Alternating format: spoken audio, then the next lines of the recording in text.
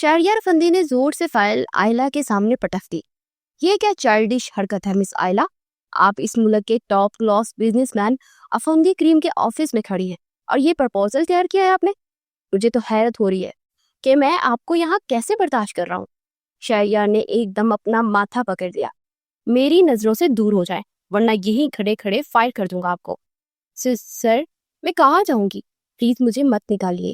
کریم صاحب نے آپ سے وعدہ کیا تھا کہ آپ مجھے نہیں نکالیں گے. یہاں سے میں اس وقت بہت مجبور ہوں پلیز. اور میں ایسے زیادہ مجبور ہوں. پتہ نہیں ڈیڈ نے آپ میں کیا دیکھا کہ آپ کو سیدھا اس آفس کے مین ڈیسک پر بٹھا دیا. اوف جسٹ گیٹ لاسٹ. بہت ہو گیا. اتنے میں دروازہ کھلا اور افندی کریم اندر داخل ہوئے. آئلہ کے چہرے پر تصدیق دیکھ چکے تھے. شہریار تم ٹھیک کہہ رہے ہو. آئلہ کی جگہ یہاں نہیں ہے. اسے یہاں نہیں ہونا چاہیے. شہریار ایک دم کھل اٹھا. جان چھوٹے اس بلا سے. مگر افندی کریم کی بات ختم نہیں ہوئی تھی. آئلہ کی جگہ میرے گھر میں ہے. یہ وہاں میری بہو کی حیثیت سے رہے گی اور تمہاری بیوی بن کر. انہوں نے دو ٹوک لہجے میں کہا. واٹ؟ شہریار کو لگا جیسے وہ اگلا سانس نہیں لے پائے گا. ایک گرجدار آواز سے دروازہ کھلا اور وہ دہاڑ سے اندر داخل ہوا. چہرہ مائع ہتک کے سرخ پڑ چکا تھا. اس نے ٹائی کی نوٹ ڈھیلی کی جو اس کے گلے میں پھندے کی طرح لٹکی ہوئی تھی. یا شاید پھندا تو وہ تھا جو ابھی لے کر آیا تھا. I can't believe myself. How can I do this? Nonsense. وہ منہ میں اتنی زور سے بڑھایا کہ زرداشہ بیگم جو بلیک ساڑی میں ملبوس اچانک ہی لاؤنج میں دمدار ہوئی. وہ مقصد سے تیار شاید کسی پارٹی میں جا رہی تھی. اپنی جان سے عزیز لاڈلے کو یوں تیش میں دیکھ کر اس کے کندھے پر ہاتھ رکھا. کم آن شہری بیٹا, کیوں آفس میں موجود ملازمین کا غصہ خود پر نکالتے ہو؟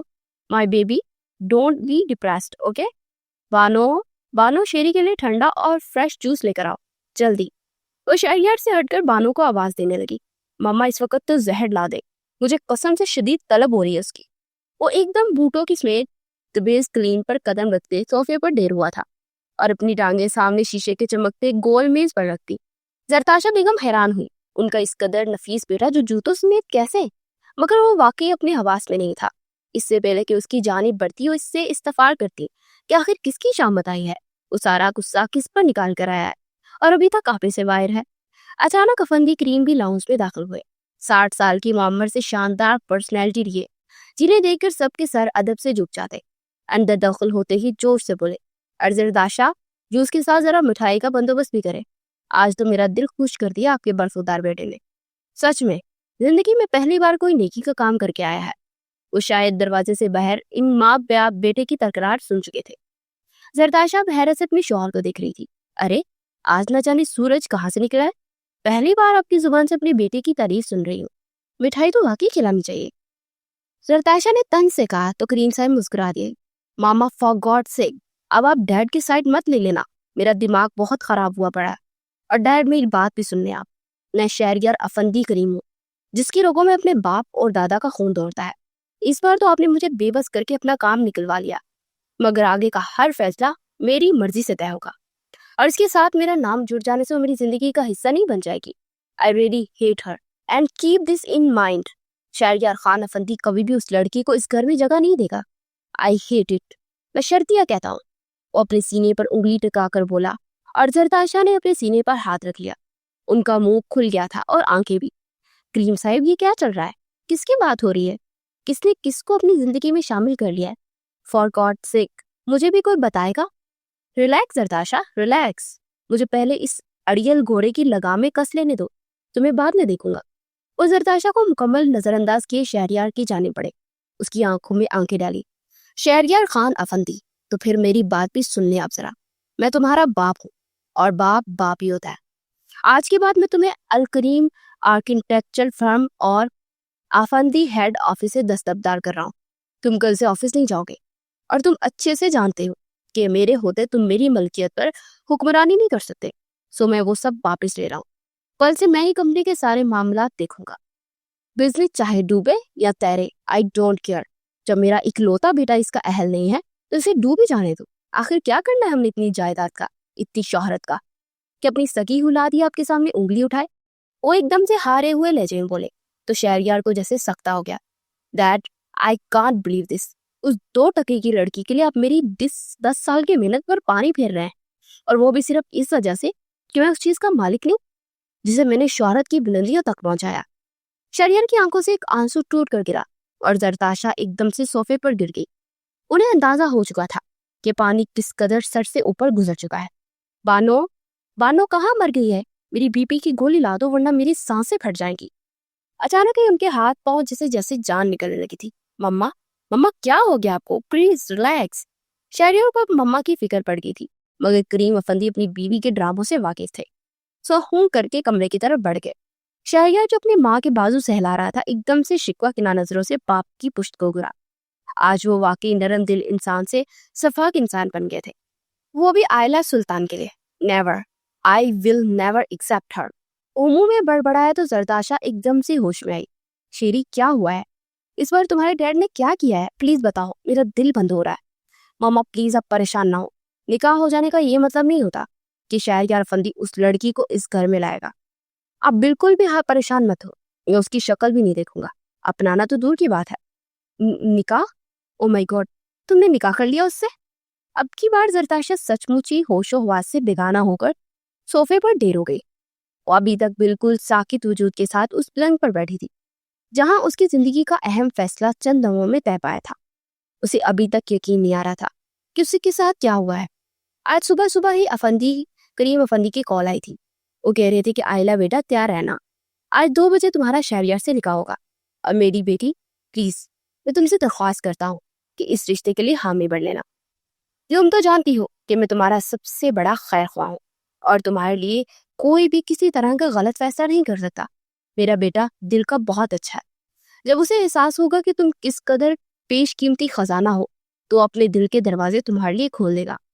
मगर फिलहाल उसे इस हालत में कबूल करना होगा। और कई लम्हे करीब अफंदी की बात सुनकर वो गुमसुम सी रही। वो इनकार भी नहीं कर सकती थी, क्योंकि शुरू से ही उसकी राय किसी भी मामले में लेने का इख्तियार उसके पास नहीं था। और करीम अफंदी तो वो इंसान थे जिनका वो कोई भी एहसान किसी भी सूरत अदा नहीं कर सकती थी। मगर उसे नहीं लगता था कि शहरयार मान जाएंगे, क्योंकि वो जानती थी कि इसका बॉस किस कदर खड़ूस है। वो तो इसको ऑफिस में बर्दाश्त नहीं कर सकता, और इसे अपनी जिंदगी में कैसे बर्दाश्त करेगा। मगर जब निकाह हो गया तो जैसे हकीकत से फिर ख्वाब में दाखिल हो गई थी। क्या वाकई शहरयार मान गया? मगर कैसे? वो तो कभी किसी की नहीं सुनता था। अभी तक उसका जहन बिल्कुल माउफ था। अचानक उसके मोबाइल पर कॉल आने लगी। एकदम से उसने नंबर देखा तो उसकी रूह तक कांप गई। मिस्टर खड़ूस कॉलिंग। उसे शहरयार का नाम मिस्टर खड़ूस के नाम से सेव कर रखा था। एकदम से उसकी उंगलियां कपकपाने लगी। क्या उसे कॉल उठानी चाहिए या नहीं? क्योंकि वो जानती थी कि उनके निकाह के बाद पहली कन्वर्सेशन बिल्कुल भी किसी रोमांटिक फिल्म जैसी नहीं होगी, बल्कि एक हॉरर मूवी की जैसी होगी, जिसमें शहरयार न जाने से क्या क्या बोल दे। मगर कॉल अटेंड करना उसकी मजबूरी थी। आखिर वो उसकी बीवी होने के साथ साथ उसकी एम्प्लॉय भी थी। हेलो, उसे कांपती आवाज से हेलो कहा। अरे वाह, अब तो आवाज बड़ी कांप रही है तुम्हारी। और जब कबूल है कहने की बारी आई थी तो कैसे फटाफट कबूल है कहा था। आखिर जैकपॉट तो लग गया है तुम्हारा। वो एकदम से फनकारा तो मजीद सहम गई। मैं बेकसूर हूँ। मुझे वाकई नहीं पता था कि करीम साहब मुझे यूं मजबूर करेंगे। और जस्ट शट अप। वो काबिल ने इतनी जोर से शट अप कहा कि उसके कानों में साई साई होने लगे। उसने फौरन फोन थोड़ा सा दूर किया। क्या चाहते हैं आप? मैं चाहता हूँ कि तुम इतनी दूर चली जाओ कि कभी वापस ना आओ। तुम्हारी शक्ल याद करने की कोशिश करूँ तो मुझे याद ना आए। तुम्हारे पास अगले 24 घंटे का वक्त है। तुम जितने पैसे मुझसे मांगोगी मैं तुम्हारे अकाउंट में ट्रांसफर करवा दूंगा। मगर खबरदार जो मेरे डैड को इस बारे में कुछ भी इल्म हुआ तो, क्योंकि जिंदगी तो तुमने मेरे साथ भी गुजारनी है ना, और वो जिंदगी जहन्नुम से कई गुना बदतर होगी। मैं तुम्हें पल पल मारूंगा। तुम मुझे जानती नहीं हो। मैं आपको बहुत अच्छे से जानती हूँ शहरयार साहब। और निकाहनामे पर दस्तखत करने के बाद किसी भी किस्म की खुशगुमानी मुझे नहीं मुतला, और मेरा और आपका स्टेटस मैच नहीं करता। मैं तो आपके पाँव में रेंगने वाला एक कीड़ा हूं ना। और बेबसी से बोली, और एक आंसू टूटकर गाल पर लुढ़क गया। वो कीड़ा जिसे मैं अपने पाँव तले भी कुचलना पसंद नहीं करता। उसने जैसे उसकी बात मुकम्मल की। बताओ, कितनी कीमत लोगी मेरी जिंदगी से दूर जाने की? क्योंकि बाबा कल ही तुम्हें मेरे सर पर सवार करने के लिए ठान चुके हैं, और मैं ये किसी सूरत पे नहीं होने दूंगा। ओह, तो इसलिए आपने मुझे कॉल करने की जहमत की। चलो शहरयार अफंदी, आप किसी से तो डरते हैं ना। आयला को जैसे मजा आया था। और शहरयार अफंदी चाहता है कि तुम मुझसे डर जाओ। मैं बहुत बुरा पेश आऊंगा तुमसे। आप भी मुझे नहीं जानते शहरयार साहब। मैंने शुरू से ही बहुत घुटन اور تکلیف زدہ زندگی گزاری ہے. مجھے خوشیاں اور سکون راس نہیں آتا. آپ اپنے تیر ازمائیے، میں اپنا جگر ازماتی ہوں. یہ کہہ کر اس نے کھٹاک سے فون بند کر دیا، کیونکہ کریم افندی کی کوئی بھی بات وہ ٹال نہیں سکتی تھی. اس کی کوئی بھی ریکویسٹ اس کے لیے حکم کا درجہ رکھتی تھی، چاہے حکم کے تلے اسے ذبح ہی کیوں نہ کر دیا جائے. وہ چنگیز خان کا ہر عتاب سہنے کے لیے تیار تھی.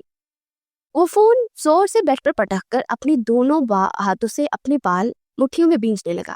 اس کی اتنی جرت کہ اس نے شہریار افندی کو انکار کیا. اب سب دیکھیں گے کہ میں اس چھٹان بھر کی لڑکی کے ساتھ کیا کرتا ہوں.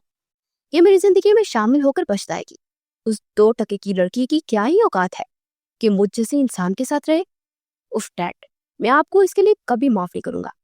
نہ جانے اس لڑکی میں آپ نے کیا دیکھا جسے میرے لیے چنا. وہ لڑکی جسے اپنی جاب تک ڈھنگ سے کرنا نہیں آتی، وہ شہریار افندی کریم کے آنر کی بیوی بنے گی. ہاں، شاید ڈیڈ واقعی پاگل ہو گیا ہے. وہ بے بس سا کہکا لگانے لگا اور ایک دم سے بیڈ پر سیدھا لیٹ گیا.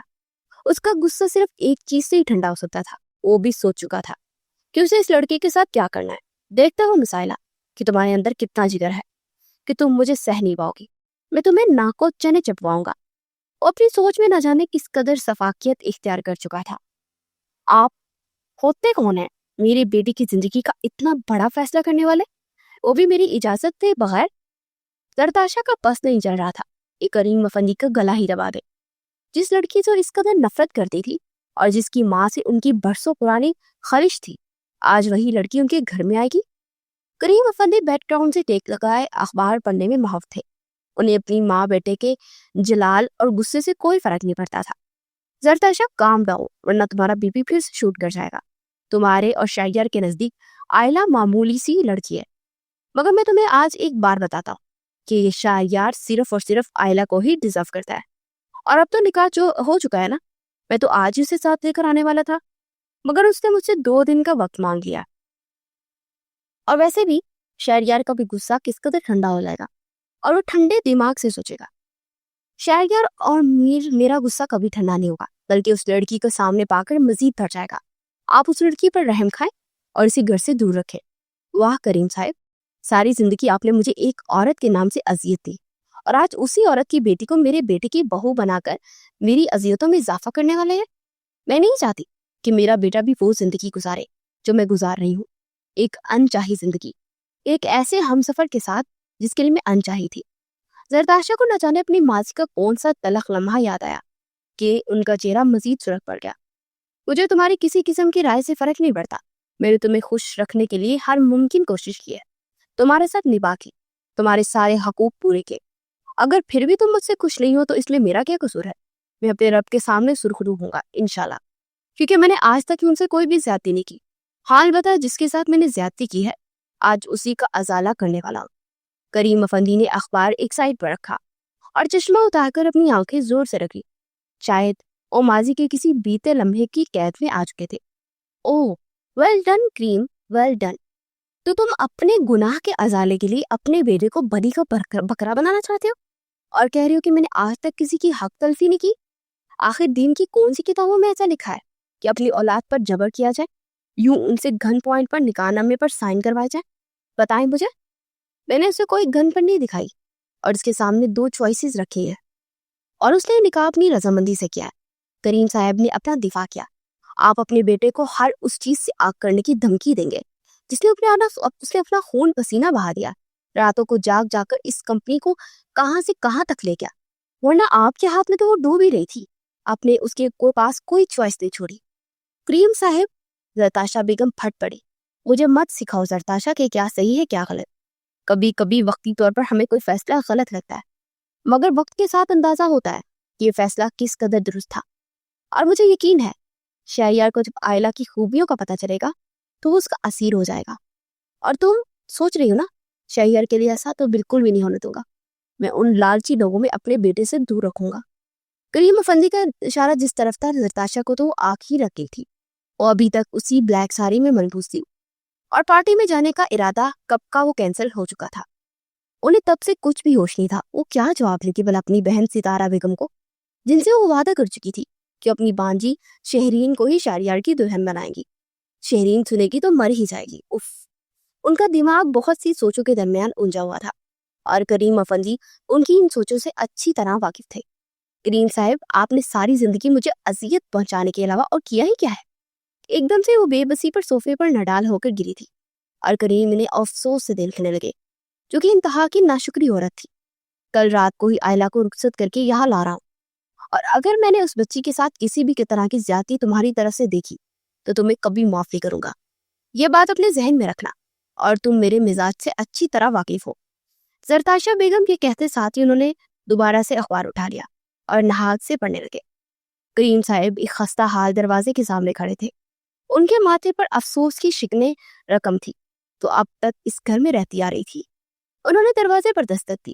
3 بار دستک دینے کے بعد دروازہ کھلا تو سامنے 30-35 سال کی خاتون ناگواری سنی دکھ رہی تھی، جو کہ آئلہ کی بابی تھی۔ کریم صاحب کو دیکھ کر ایک دم سے انہوں نے اپنے چہرے کے تاثرات بدل دے اور مصنوعی مسکراہٹ سجائی، کیونکہ یہ سب کرنے کے لیے انہیں باری رقم دی گئی تھی۔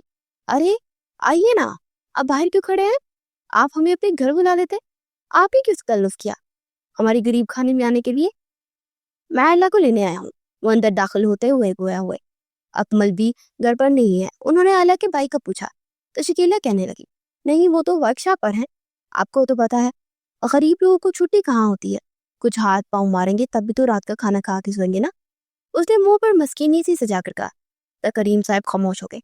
اگر اکمل بھی ہوتا تو اچھا ہوتا، خیر میں آپ سے معذرت کرتا ہوں کہ یہ رخصتی ویسی نہیں ہوئی جیسی ہونی چاہیے تھی۔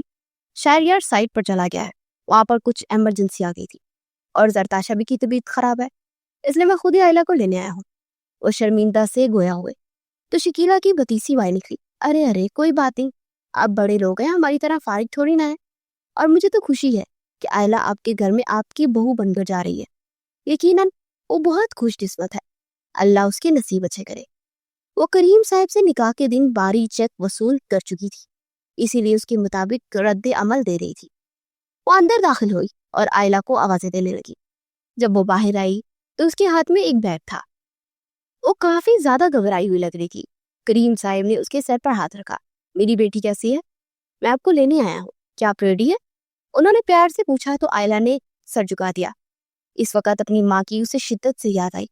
ایک آنسو ٹوٹ کر گال پر گرا۔ میں تم سے وعدہ کرتا ہوں بیٹا، تم بہت اچھی زندگی گزارو گی جو تم ڈیزرو کرتی ہو، بس آج سے تمہاری مشکلوں کا خاتمہ سمجھو۔ انہوں نے شکیلہ کو زومائن نظروں سے دیکھ کر کہا، کیونکہ وہ جانتے تھے کہ وہ شروع سے اپنے بھائی کے در پر بیٹھی اپنی بابی کے زیر عتاب رہی ہے۔ بیٹا شہریہ نہیں آ سکا، وہ ذرا بیزی تھا، کیا میرے ساتھ چلو گی؟ انہوں نے شفقت سے پوچھا تو آئلہ نے اپنے آنسو پونچھے اور ہاں میں سر ہلانے لگی۔ وہ انہیں کیا بات آتی کہ شہریہ کو یہاں نہ دے کوئی کس قدر سکون میں ہے، مگر وہ کب تک سکون میں رہے گی، اس بات سے وہ ابھی تک بے خبر تھی۔ گاڑی میں بھی وہ خاموشی سے بیٹھی تھی، جو بھی بات کر رہے تھے وہ کریم صاحب ہی کر رہے تھے۔ تم جانتی ہو نا آئلہ کہ تم میرے لیے کس قدر انمول ہو، بہت قیمتی ہو، کیونکہ تم اس ماں کی بیٹی ہو جو مجھے بہت زیادہ عظیم عورت تھی۔ میں نے تمہیں کبھی نہیں بتایا مگر آج بتاتا ہوں کہ تمہاری ماں کے ساتھ میرا کیا رشتہ تھا، کیونکہ اگر تم کسی کے منہ سے سنو گے تو تمہیں اچھا نہیں لگے گا، اور میں یقین کرتا ہوں تم میری بات پر بھروسہ کرو گی۔ آئلہ ایک دم سے نظریں چکا گئی کہ اگر وہ نہ بھی بتاتے تو وہ جانتی تھی کہ کریم افندی کے اور اس کی ماں کے محسن تھے۔ اس نے اپنی ماں کے منہ سے اکثر ہی کریم افندی کا ذکر بڑے احترام سے سنا تھا، بھلا وہ ان دونوں کے تعلق کو کیسے غلط سمجھ سکتی تھی؟ مگر کریم صاحب کی اگلی بات نے اسے بری طرح چونکا دیا۔ آئلہ میں آج تمہیں ایک حقیقت بتاتا ہوں جو میرے علاوہ کوئی نہیں جانتا، اور میرا اور تمہاری ماں زرینہ حیات کا تعلق تو وہ میری سوتیلی بہن تھی۔ میرے باپ آفاق افندی نے دوسری شادی کی تھی، ایک ایسی عورت کے ساتھ جو کہ ہمارے خاندان کی ہی نہیں تھی، اور اس جگہ سے تعلق رکھتی تھی جہاں راتیں جاگ کر اور دن سو کر گزارتے تھے۔ شاید تم بھی اس حقیقت سے واقف تھی، اور تمہیں بتانے کا یہ مقصد ہرگز نہیں کہ تم زرینہ کی بیٹی ہونے پر شرمسار ہو، کیونکہ زرینہ کا قصور صرف اتنا ہے کہ وہ جہاں آرا یعنی میری سوتیلی ماں کی بیٹی تھی جس سے میرے باپ نے شادی کی، مگر وہ شاید بزدل تھے، عشق کرنا تو جانتے تھے مگر جہاں آرا کو سوائے اپنے نام کے کچھ نہ دے سکے، انہیں اپنے خاندان میں عزت مرتبہ اور بیوی کا رتبہ نہ دے سکے، اور یوں وہ بے شناخت ہو کر رہ گئے۔ میرے باپ نے مرتے وقت مجھے اپنی سوتیلی ماں کے بارے میں بتایا اور کہا کہ ان کی ایک بیٹی بھی ہے جس کا نام زرینہ ہے۔ میں اس وقت صرف 20 سال کا تھا۔ میرا باپ خود چل بسا مگر اپنی سوتیلی بہن کا راز میرے کندھے پر ڈال گیا، اور مجھ سے وعدہ بھی لیا کہ میں ان کی حقیقت امی جان کو نہ بتاؤں۔ وہ نہیں چاہتے تھے کہ میری ماں ان کے مرنے کے بعد ان سے کوئی بدگمانی پال لے، اور یوں میں نے ان کا راز اب تک اپنے سینے میں دفن کر رکھا ہے۔ امی کو کبھی نہ بتا سکا کہ ان کی ایک سوتن بھی ہے، جن کی ایک عدد بیٹی بھی ہے۔ میں نے زرینہ کو تلاش کیا، وہ مجھے مل گئی اور بہت برے حال میں تھی۔ اس نے مجھے بتایا کہ اس کی ماں جہاں آراب شوہر کی جدائی کے غم میں چل بسی۔ میرے باپ نے ان کو رہنے کا جو ٹھکانہ دیا تھا وہ زرینہ کے جواری شوہر نے جوئے میں ہار دیا۔ اس وقت تم بہت چھوٹی تھی، تقریباً تم 6 ماہ کی، اور اکمل 2 سال کا تھا۔ میں نے اپنی بہن کو وہاں سے کہیں اور شفٹ کر دیا، کیونکہ تمہارا باپ نشے میں دودھ جب کراتا تو زرینہ کو بہت مارتا تھا، اور مجھ سے اپنی بہن کی حالت برداشت نہیں ہوتی تھی۔ میں نے تم لوگوں کو اس ظالم انسان کے تسلط سے آزاد کر دیا، مگر میرا کوئی احسان نہیں تھا، کیونکہ میں جو بھی اپنی بہن کے لیے کر رہا تھا نا، وہ تمہارے لیے ہی کر رہا ہوں۔ وہ اس شناخت کے بدلے میں کچھ نہیں ہے جو تم لوگوں سے چھین لی گئی، اس لیے میرا کوئی احسان مت سمجھنا میری بیٹی۔ زرینہ نے مرتے وقت تجھ سے وعدہ لیا تھا کہ میں تمہارا خیال رکھوں گا، کیونکہ تم بہت سادہ اور معصوم تھی۔ اکمل نے تو اپنا گھر بسا لیا، مگر تم اکیلی تھی۔ اپنی ماں کے مرنے کے بعد تو بالکل ٹوٹ گئی تھی، اور یہ مت سمجھنا کہ اپنے بیٹے کے ساتھ تمہارا نکاح کر تو میں صرف تمہاری کفالت کے بوجھ سے آزاد ہوں، کیونکہ میں اسے بوجھ نہیں سمجھتا۔ اور رہا معاملہ شہریار کا، تو اسے تم سے بہتر کوئی نہیں ملے گا۔ میں نے اپنے بیٹے کے لیے صرف بہترین کا انتخاب کیا ہے۔ شہریار بہت اچھا لڑکا ہے، دل کا برا نہیں ہے، اسے سچی محبت کی تلاش ہے جو تم ہی اسے دے سکتی ہو، اور اس کی ذات کا ادھورا پن دور کر سکتی ہو۔ میں چاہتا تو تمہارے لیے کوئی اچھا لڑکا تلاش کر سکتا تھا، مگر اپنے بیٹے سے زیادہ مجھے کسی پر بھروسہ نہیں، اور تمہارے لیے وہ بہت اچھا شوہر ثابت ہوگا۔ بہت وقت لگے گا۔ وہ کریم صاحب کا ہر انکشاف سن کر جیسے سن ہو چکی تھی، تو یہ وجہ تھی کہ اس قدر مہربان تھے، کسی سائے کی طرح اس کی ماں کے اوپر رہتے تھے۔ وہ کبھی بھی باپ کی کمی محسوس نہیں ہونے دی تھی۔ انہوں نے گاڑی پورش میں روک دی۔ سفر تمام ہوا، اور آئلہ اس بات سے واقف نہ تھی کہ سفر تو ابھی شروع ہوا ہے، جو سراسر کانٹوں بڑھا ہے، کیونکہ شہریار کی سنگت اس کے لیے کانٹوں پر چلنے کے مترادف تھی۔ اس نے فون تو کہہ دیا تھا کہ آپ اپنے تیر ازما لیں، مگر حقیقت میں اس کے تیر سہنا کون سا انسان آسان تھا۔ اس نے کانپتے ہاتھوں سے دروازہ کھولا۔ باہر آئی اسے کچھ فہمی نہ تھی کہ اس کے استقبال پر پھولوں کی برسات کی جائے گی، کیونکہ سوائے کریم صاحب کی اس شادی سے کوئی بھی خوش نہ تھا۔ کریم اسے لیے لاؤنج میں داخل ہونے، ان کا چہرہ خوشی سے ہمنار تھا۔ شاید آج وہ اپنے فرض سے سبکروش ہو چکے تھے۔ زرتاشا، ارے نیچے آؤ، دیکھو تو صحیح، تمہاری بہو آئی ہے، اس کا استقبال نہیں کرو گی؟ وہ اپنی بیوی کو آواز دینے لگے، جو اپنے کمرے میں نمودار ہوئی تھی اور خون خوار نگاہوں سے آئلہ کو دیکھ رہی تھی، مگر کریم کے سامنے وہ کچھ نہ بولی۔ جی جی تشریف رکھے آئلہ صاحبہ، اپنے ہی گھر میں سمجھے اس کو، بلکہ یہ آپ کا ہی گھر ہے، ہم تو بس غلام ہیں، یہاں کے اصل مالک تو آپ ہیں۔ وہ طنز کے تیر برسانے لگی۔ آئلہ کو اپنا سانس رکتا ہوا محسوس ہوا تھا۔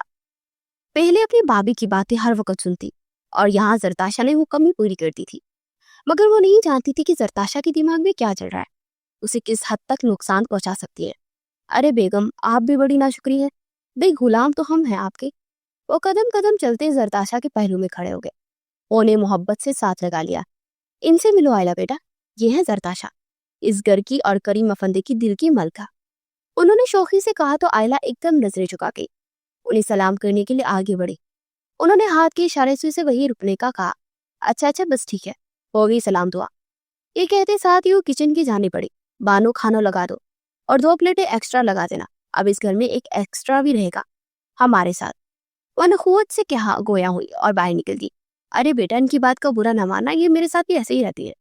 اور مسکرا کر بولے، بانو پہلے چھوٹی بی بی صاحبہ کو ان کا کمرہ دکھا دے، میرا مطلب شاعر کے روم میں لے کر جائیں اور سامان بھی سیٹ کروا دے۔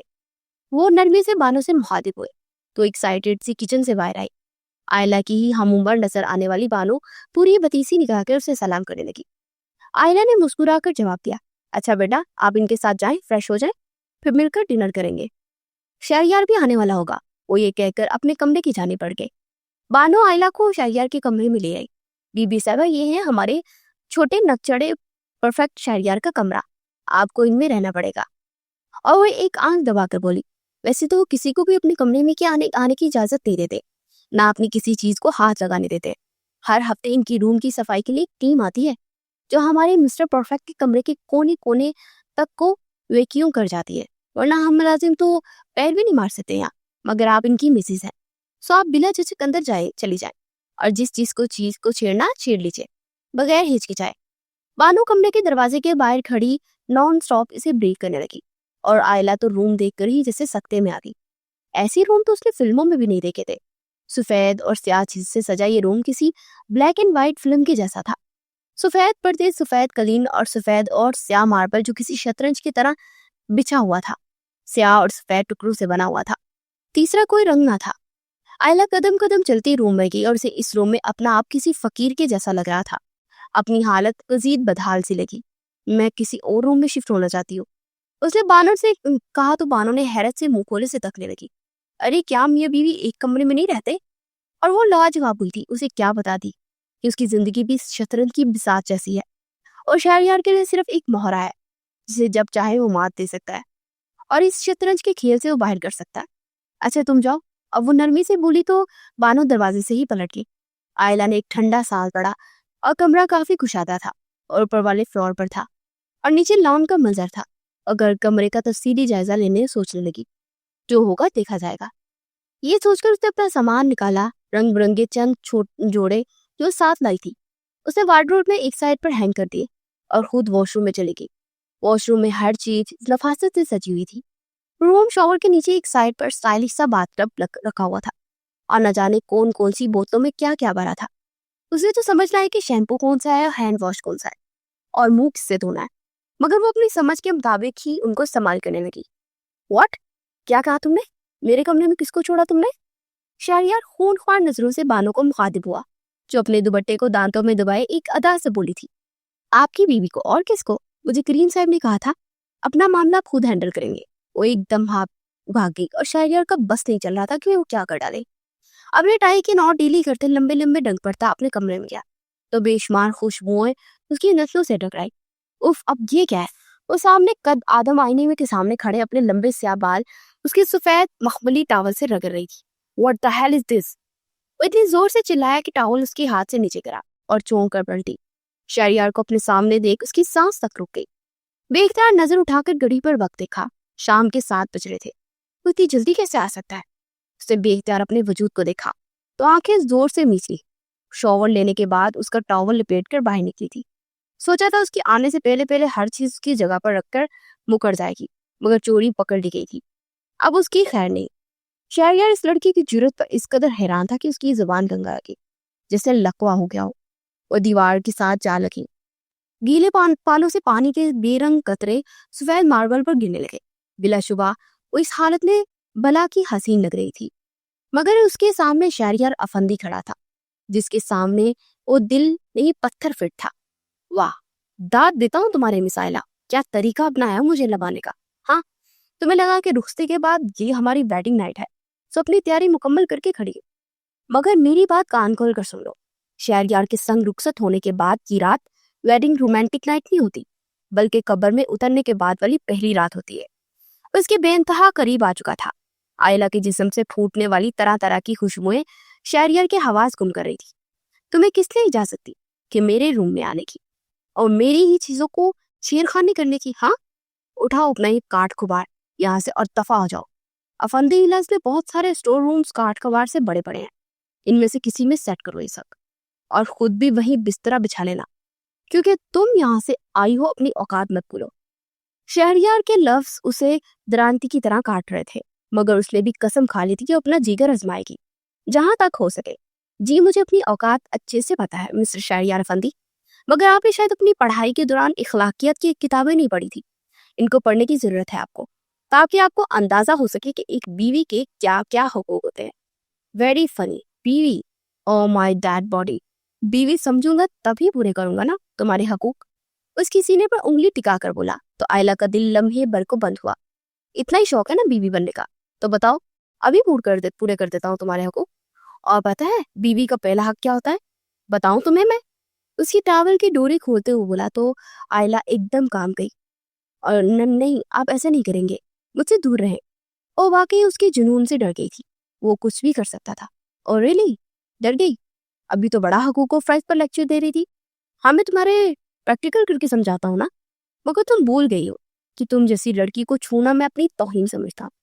اور اپنا آئینہ ہاتھ چٹک کر اس سے دور ہوا تو وہ شدت حدق سے آئلہ کا چہرہ سرخ پڑ گیا. یہ ٹاول اب میرے لیے بیکار ہے، तुम इन्हें अपने काट खुबार के साथ रख लेना, फटाफट मेरा रूम खाली करो, वो वॉशरूम में जाते हुए बोला और उसने अंदर जाकर जोर से दरवाजा बंद कर लिया।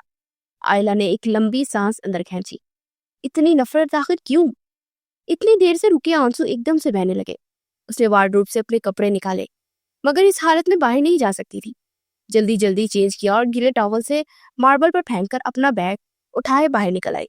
उसे करीम साहब को इल्म होने से पहले किसी रूम में पनाह लेनी थी, क्योंकि इस घर में कमरों की कमी ना थी। आयला बेटा, आप खाना ठीक से खाओ ना, मैंने आपके वेलकम के लिए सब बनवाया है। वो शहरियार के साथ वाली कुर्सी पर बैठी थी और पहला नवाला ही चुबाने की कोशिश कर रही थी। करीम ने इसे मुखातिब किया तो वो होश की दुनिया में आई।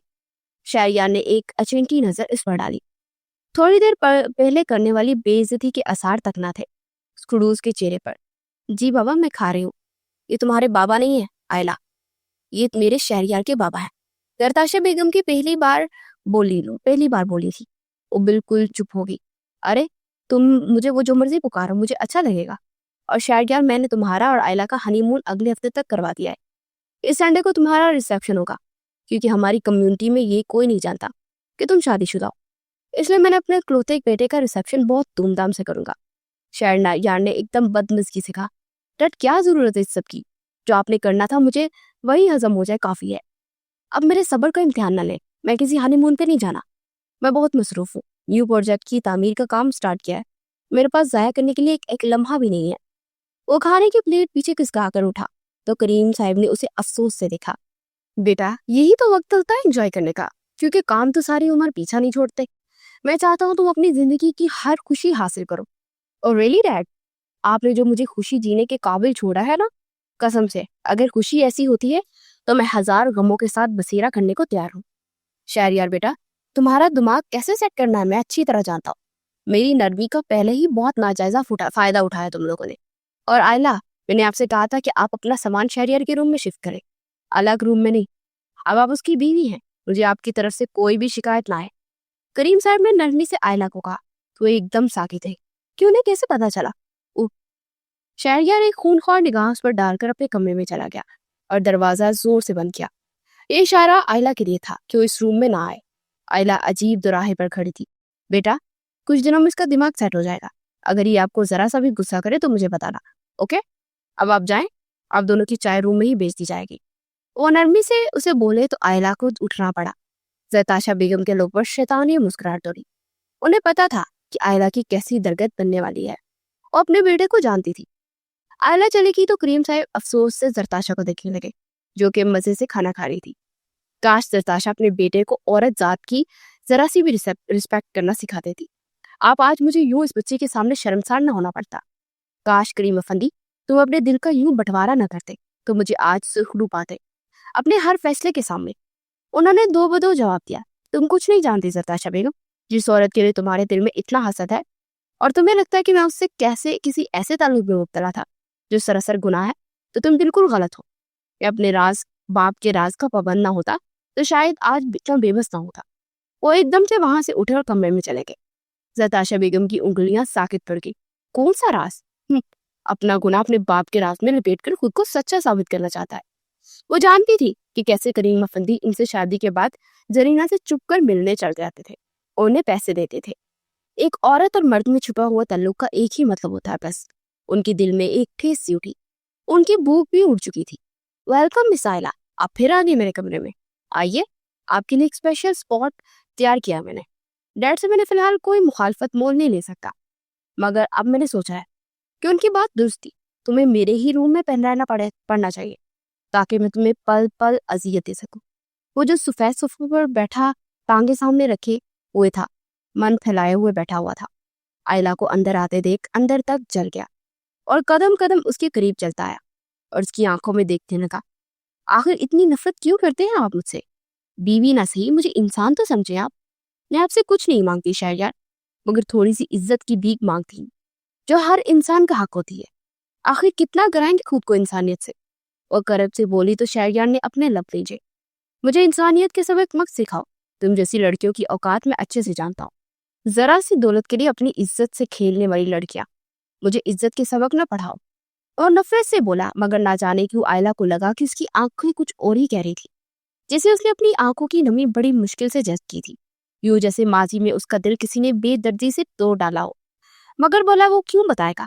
آپ کو ایک بات کہوں شہریار افندی، کسی شخص کا غریب یا امیر ہونا اس کی دنیاوی اسٹیٹس ہوتا ہے، مگر اصل اسٹیٹس اس شخص کے ایتھکس ہوتے ہیں جو اسے اونچا یا نیچا بناتے ہیں۔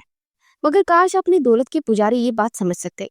آپ کے پاس بہت پیسہ ہوگا، آپ اپنی زندگی میں پرفیکٹ ہوں گے، مگر میرے نزدیک آپ کی ویلیو بالکل زیرو ہے، کیونکہ آپ عورت کی عزت کرنا نہیں جانتے۔ مجھے تو آپ کسی لحاظ سے بھی پرفیکٹ نہیں لگتے۔ آئلہ نے اس کی آنکھوں میں آنکھیں ڈال کر جرت سے کہا تو دنگ رہ گیا، جیسے اس کی بولتی بند ہو گئی ہو۔ یوں اس سے پہلے کہ وہ کچھ بھی بولتا، میری اوقات بار بار یاد نہ کرائیں، ایک ہی بار لکھ کر میرے ماتھے پر چپکا کے نہیں دیتے تاکہ بولنے کی زحمت نہ ہو آپ کو۔ آپ بتائیں، مجھ جیسے گٹر کے کیڑے اور گری ہوئی لڑکی کے لیے آپ کے روم میں کون سی جگہ ہے؟ میں وہیں پڑی رہوں گی۔ وہ سکون سے بولی تو شہریار دانت پیستے رہ گیا۔ اس کا تجربہ عورتوں کو سمجھنے کے معاملے بہت ناقص تھا، ورنہ وہ ماضی میں کبھی اتنی تکلیف نہ اٹھاتا اور کبھی جنس مخالف سے اتنی نفرت نہ کرتا۔ اس نے انگلی کا اشارہ کیا تو آئلہ کی آنکھیں کھل گئی۔ آپ کا مطلب میں بالکنی میں سوں گی؟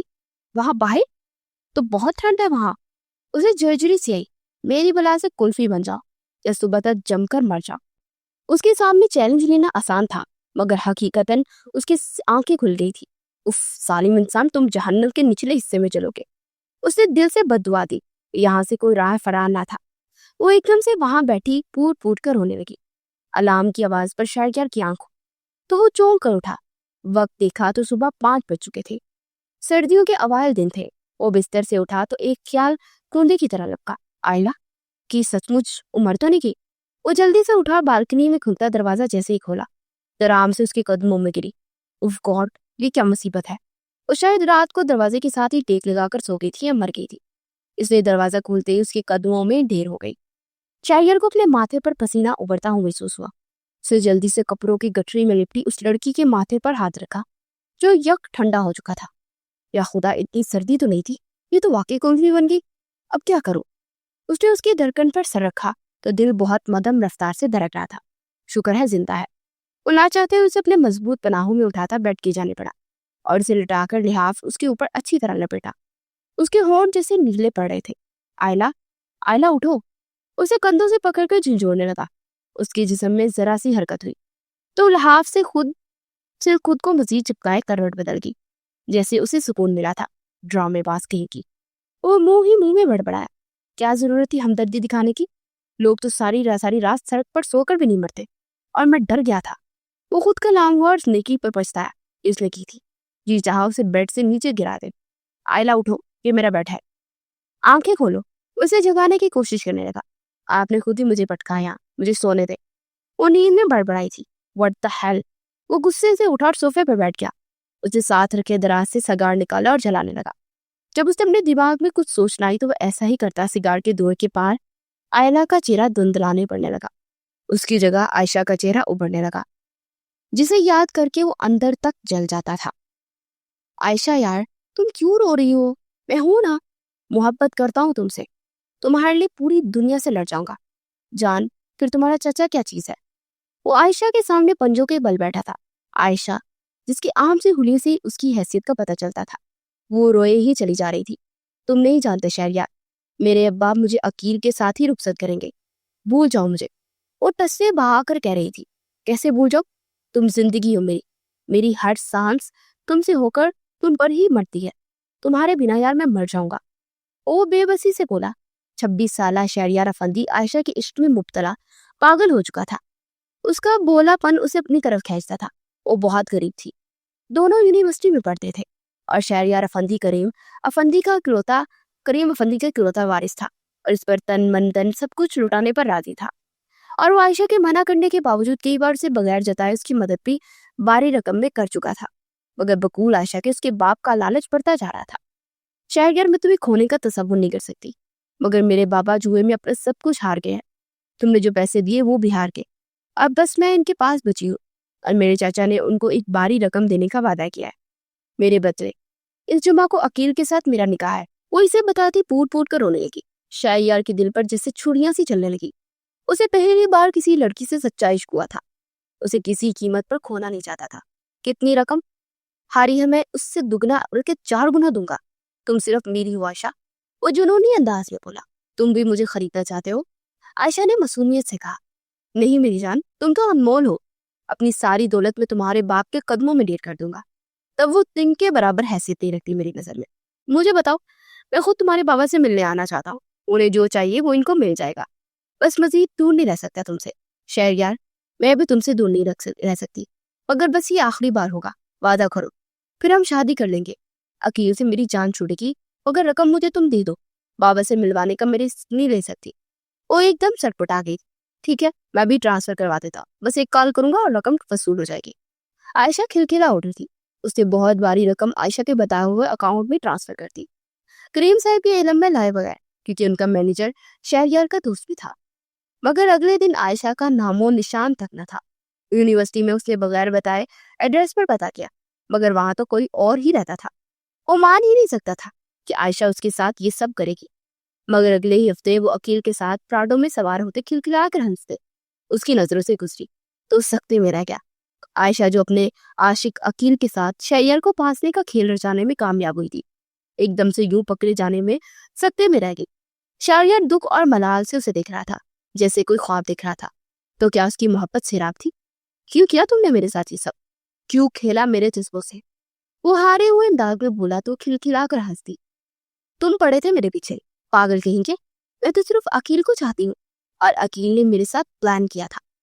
سب کا سب. واقعی عشق اندھا ہوتا ہے. وہ جاتے جاتے اسے کہہ گئے کہ کبھی بھی کسی عورت پر یقین مت کرنا. شہری، خاص طور پر اگر تمہیں کوئی مظلوم لڑکی تمہارے پاس آئے تو صرف تمہاری دولت کی وجہ سے آئے گی. کیونکہ جس انسان کے پاس کسی چیز کی کمی ہوتی ہے نا، اس کے پاس جاتا ہے جو اس کی کمی کو پورا کر سکے. یہ کہہ کر اسے بے شمار بدگمانیوں کی زد میں چھوڑ گئی. اس کے بعد اس نے کسی لڑکی کی طرف نہیں دیکھا. اس کی ذات ریزہ ریزہ ہو چکی تھی. اس نے اپنے آپ کو ان 10 سالوں میں اتنا مضبوط بنا دیا تھا کہ وہ کسی بھی عورت کے لیے ناقابل تسخیر بن چکا تھا. اور جب آئلہ اس کے آفس میں کریم صاحب کے ریفرنس سے آئی تو اسے اسی دن سے اس سے چڑ ہو گئی تھی. اس سے کیونکہ آئلہ میں اسے عائشہ نظر آتی تھی، معصوم خوبصورت چہرے کے پیچھے چھپی ڈائن جو اسے نوچ کھائے گی. اور نہ جانے کیسے اسے کریم افندی کا دل مول لیا اور اسے شہریار کی زندگی میں لے آئے. اس نے آج جلا سگار ایشرے میں بے دردی سے مسل دیا. تھوڑی دیر پہلے آنے والا نرم تاثر ان تلخ یادوں میں بہہ گیا اور وہ پھر سے واپس جلالی موڈ میں آ گیا. کوئی بھی عورت محبت کے قابل نہیں ہوتی. وہ ایک دم تیز سے اٹھا اور مزے سے سوتی آئلہ کو کمبل سمیت بیڈ کے نیچے پٹک دیا. کمبل کی وجہ سے وہ چوٹ سے بچ گئی مگر اس کی نیند اڑ چکی تھی. وہ واپس خواب کی حقیقت کی دنیا میں لوٹی جہاں شہریار چنگیز خان بنا اس پر چپٹنے کو تیار تھا. اپنی یہ ڈرامے بازی بند کرو. مجھے بس یہ تسلی کرنا تھی کہ تم مری تو نہیں، کیونکہ میں اتنی آسانی سے مرنے نہیں دوں گا تمہیں. میرے نرم دل باپ کو تم نے اپنی آہنی چال میں پھانس لیا مگر مجھے موم نہیں کر سکتی. اب جلدی سے اپنا منہ دھو کر چلو میرے ساتھ. ہمیں سائڈ پر جانا ہے. تمہارا سارا دن وہی بننا ہے اور سب مینج کرو گی. وہ کہتا ہوا باہر چلا گیا اور آئلہ جس کا جسم بخار کی حدت میں تپ رہا تھا اچانک اسے اپنا سر گھومتا ہوا محسوس ہوا. مگر وہ بے ہوش ہونے کا رسک نہیں لے سکتی تھی. وہ واقعی اتنی آسانی سے نہیں مرنے والی تھی. وہ بہت ڈیر تھی. وہ ناشتہ بھی کیے بغیر اس کے ساتھ سائڈ پر آ گئی. سورج ابھی نکلنا شروع ہوا تھا اور اس کا دماغ معاف ہو رہا تھا، انرجی نہ ہونے کے برابر. مگر وہ اس ظالم انسان کو مخاطب بھی نہیں کرنا چاہتی تھی. گاڑی سے اترو گی یا تمہارے لیے دروازہ کھولوں میں؟ وہ تلخی سے بولا تو آئلہ ہوش میں آئی.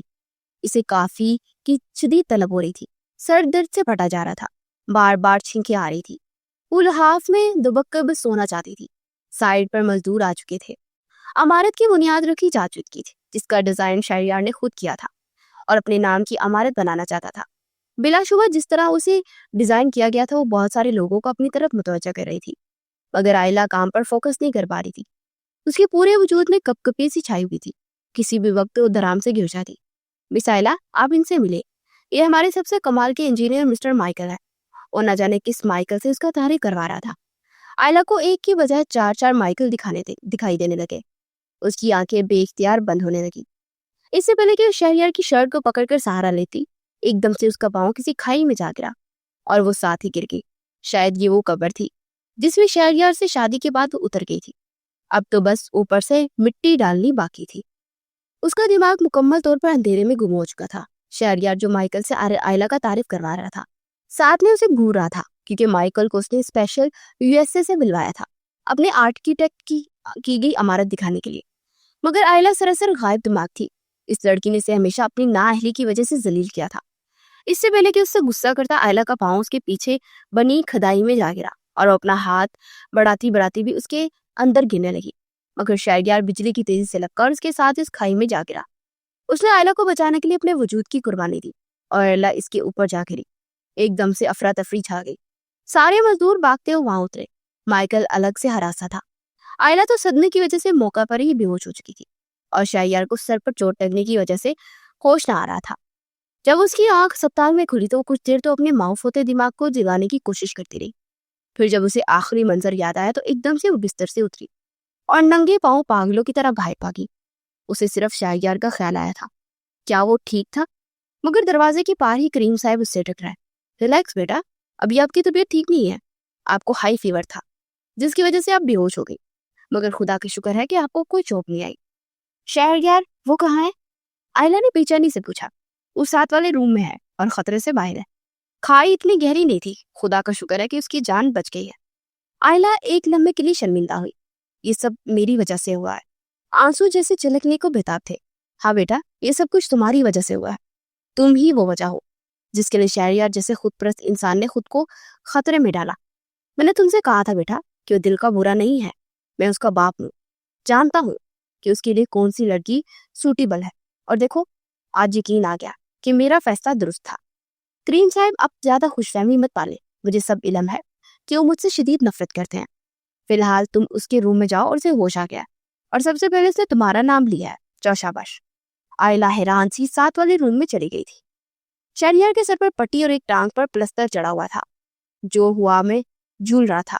اس آکورڈ سی پوزیشن میں وہ آئلہ کو دیکھ کر لپیل گیا. تمہیں یہاں کس نے بلوایا؟ سکون نہیں ہے تمہیں، ڈرامے باز لڑکی؟ وہ ہمیشہ کی طرح سارا غصہ اس پر اتار کر بولا. جی میں تو ڈرامے کرتی ہوں، مگر آپ تو پوری ایکشن مووی والا سین پرفارم کیا ہے نا. ویسے ایک دم سے ویلن سے ہیرو والا سٹنٹ کیوں لیا؟ مر جانے دیتے مجھے. اس کی پہلو میں کھڑی ہو کر اس کے ماتھے پر اپنا ہاتھ رکھتے ہوئے بولی. شہریار کے جسم میں سکون کی ایک لہر دوڑی، مگر وہ بھی اپنے نام کا ایک تھا. او میڈم، مجھے چھونے کی اجازت نہیں ہے تمہیں. میں نہیں چاہتا کہ میری سائٹ پر کوئی بھی ورکرز اپنی بے وقوفی کی وجہ سے جان سے جاتا، ورنہ میری عمارت کھڑی ہونے سے پہلے زمین بوس ہو جاتی. او اچھا، کلیئر کرنے کا شکریہ. وہ اپنا ہاتھ ہٹا کر بولی. دل جیسے ٹوٹ سا گیا تھا. کیا ہو جاتا اگر وہ وضاحت نہ دیتا؟ وہ واپس پلٹنے لگی. اب کہاں جا رہی ہو؟ شہریار نے جیسے تشویش سے پوچھا. گھر جا رہی ہوں ریسٹ کرنے. سکون سے. آپ یہ کمرے میں بیڈ سے سوں گی تو آپ بھی کافی دن ادھر ہی رہیں گے نا؟ آئلہ نے مسکرا کر کہا تو وہ جیسے انگاروں پر لوٹنے لگا. خبردار، جو میرے بیڈ پر سوئی تو مجھ سے برا کوئی نہیں ہوگا. اچھا، کیا کر لیں گے آپ؟ پھر سے مجھے گرا دیں گے؟ اب ان کی حالت ایسی نہیں تھی مسٹر خروس نمبر 1. اتنا حروٹ اچھا نہیں ہوتا. اسے چھیڑتی ہوئی کمرے سے باہر آ گئی اور شہریار کا بس نہیں چل رہا تھا کہ اس کے ساتھ کیا کرے.